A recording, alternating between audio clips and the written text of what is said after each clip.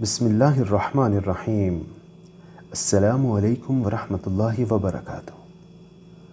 Mohan railway پٹڑی کے ساتھ ساتھ جنگل میں چلا جا رہا تھا۔ وہ جلد سے جلد اس مقام تک پہنچنا چاہتا تھا جہاں اس کی بیوی دفن تھی۔ وہ دائیں جانب مڑا اور آگے بڑھتا چلا گیا۔ ساتھ ساتھ وہ گزشتہ رات کے بارے میں سوچ رہا تھا، جب اس نے غصے میں آ کر اپنی بیوی کو گلا دبا کر ہلاک کیا تھا اور اس جنگل میں لا کر دفن کر دیا تھا۔ مگر اب اسے احساس ہوا کہ وہ اپنی بیوی سے کس قدر محبت کرتا ہے، اور اسی جذبے کی خاطر وہ پھر سے اپنی بیوی کی لاش کو دیکھنا اور پیار کرنا چاہتا تھا۔ اسے یاد تھا کہ اس جگہ ایک پرانا سنسان مندر تھا، جس کے پاس پرانے درخت کے نیچے ہی اس نے اپنی بیوی کو دفن کیا تھا۔ وہ آگے بڑھتا جا رہا تھا کہ اسے دور سے ہی وہ مندر نظر آنے لگا، جسے دیکھ کر اس کے قدم اور تیز ہو گئے۔ جیسے ہی وہ مندر کے پاس موجود اس درخت تک پہنچا تو ٹھٹک کر رک گیا، کیونکہ اس جگہ اب ایک بڑا گڑھا نظر آ رہا تھا۔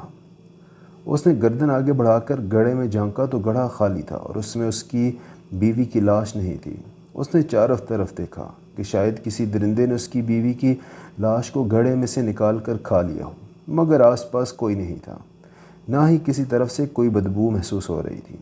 اسی وقت اسے اس سنسان مندر میں سے جاپ کرنے کی آواز آنے لگی، جیسے کوئی پنڈت منتر پڑھ رہا ہو۔ وہ یہ آواز سن کر سکت رہ گیا۔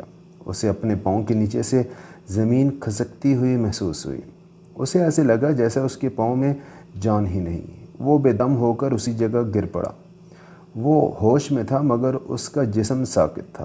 ساتھ ساتھ جاپ کی آواز تیز ہوتی چلی جا رہی تھی، جس سے سارا جنگل گونج رہا تھا، مگر بے بسی سے زمین پر گرا دیکھ رہا تھا کہ اسی سنسان مندر میں سے 4 سائے نکل کر اس کی جانب بڑھ رہے ہیں۔ قریب پہنچ کر ان سایوں نے موہن کو اپنے کندھوں پر اٹھایا اور مندر کے اندر لے جانے لگے۔ موہن کوئی مزاحمت نہیں کر سکتا تھا، مگر دیکھ سکتا تھا کہ سائے اسے اٹھائے مندر کی سیڑھیوں سے اندرونی کمرے میں اترے۔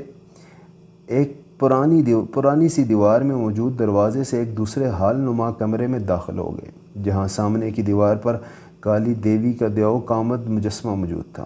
سایوں نے موہن کو اس مجسمے کے قدموں میں لٹایا اور اندھیرے میں غائب ہو گئے۔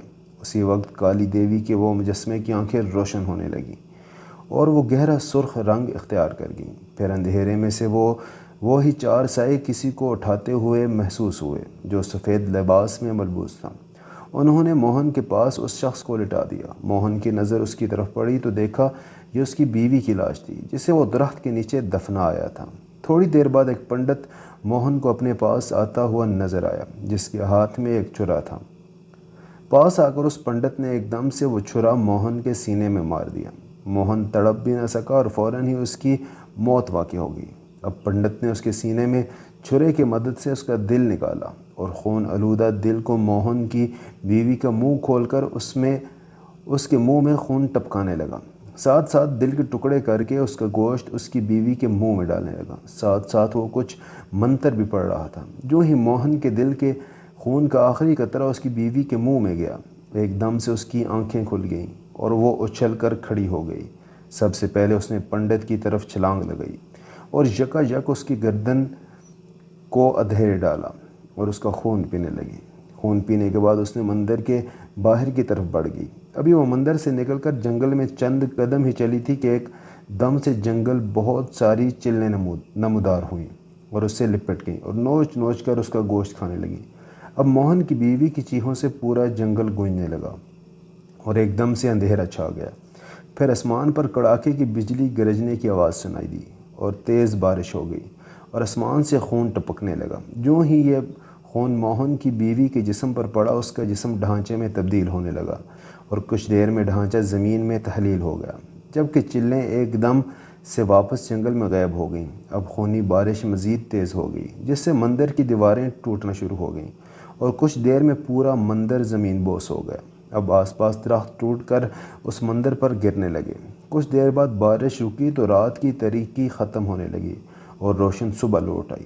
ہزاروں سال گزر گئے، مگر آج بھی جنگل کے اس حصے پر لال رنگ کی بارش ہوتی ہے۔ عورت کی چیخوں کی آوازیں سنائی دیتی ہیں، لوگ کہتے ہیں کہ اس جگہ بدروحوں کا سایہ ہے، جبکہ اس جنگل کو کالی دیوی کے نام کی وجہ سے کالا جنگل کے نام سے پکارا جاتا ہے اور کوئی بھی وہاں جانا پسند نہیں کرتا۔